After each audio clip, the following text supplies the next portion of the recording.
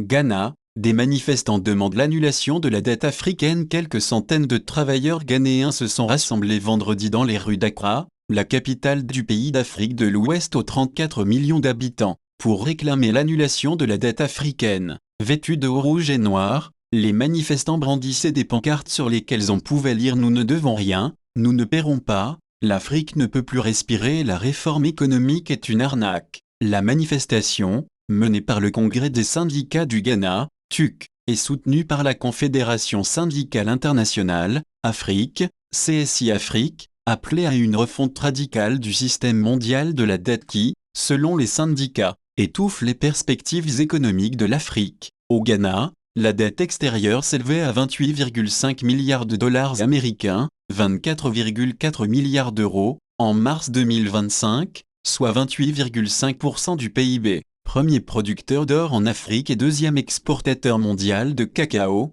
le pays commence juste à se relever de l'une des pires crises économiques de son histoire, marquée par un défaut de paiement en 2022 et une inflation qui a culminé à 50%, ce qui a poussé l'ex-président Nana Akufo-Addo, 2017-2025, à solliciter un prêt de 3 milliards de dollars, 2,56 milliards d'euros, auprès du FMI. L'Afrique croule sous le poids de la dette.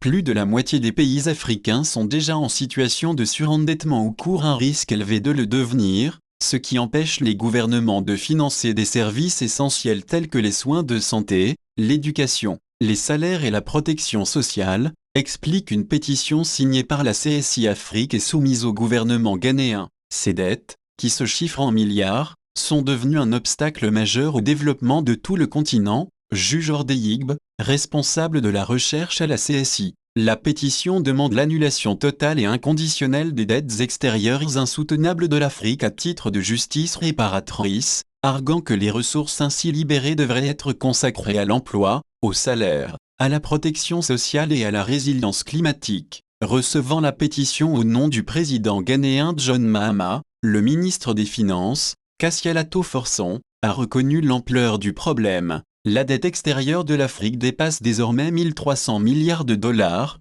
1 111 milliards d'euros. Il y a une différence entre ne pas pouvoir payer et ne pas vouloir payer, a déclaré M.